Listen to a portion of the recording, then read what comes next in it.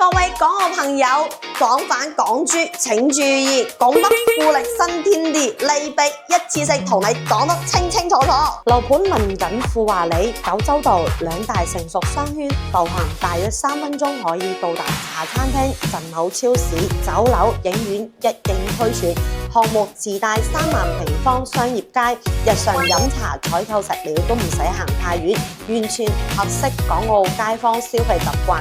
拱北核心片區新房稀缺，片區近年來極少新增住宅地塊，自己駕駛大約1個字可以到達拱北青茂口岸，往返澳門十分便利，大約2個字係可以直接到達港珠澳大橋，過關乘咗金巴，巡程大約9個字可以直接到達香港市區，鄰近珠海輕軌站，跨境巴士路線豐富，整個大盤咧係融合咗70年嘅住宅、40年嘅公寓、寫字樓、商鋪啦。咁小區出入咧人流量咧就會有啲混雜啦。好似買緊個 B 區嘅住宅啦，佢係做咗5梯9房噶，戶數咧比較多啦。你平時咧急住出行啊，或者想落班咧就要提前撳 lift 噶啦。咁第二點咧就係呢度咧係舊規產品嚟嘅，比唔上新規啦。呢度嘅得房率咧就係去到80%嘅咋，而且嘅咧佢呢度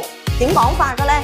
佢係冇我哋嘅小區園林嘅，只有我哋嘅5樓空中花園噶啦。佢係只提供業主使用噶。咁啊，比如有我哋嘅游泳池啊、健身區等等嘅。咁啊，呢度買得最搶手咧就係91平方嘅2房單位，總價咧係172萬，首期26個啦，月供係去到6100噶。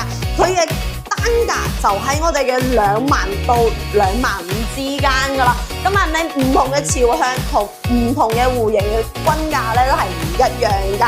嗱，比如啦，佢2房嘅單位，你放租出去咧都係達到4K 嘅喎，3房嘅咧都係達到5.5K 噶啦。整個片區嚟講嘅咧，你純住宅本來就係稀缺產品啦，樓下亦係富華里。唔論你到時候自己翻嚟自住，或者到時候咧想轉手出去嘅咧，都係比較快手少少嘅。講真一句噶啦，喺拱北片區入邊嘅咧，呢個戶型咧都係非常之搶手嘅。嗱，各位港澳朋友啦，你覺得富力新天地呢個樓盤適唔適合你啊？想了解更多嘅戶型以及於預訊購房企劃書，可以喺評論區打個想要，我發俾你啊！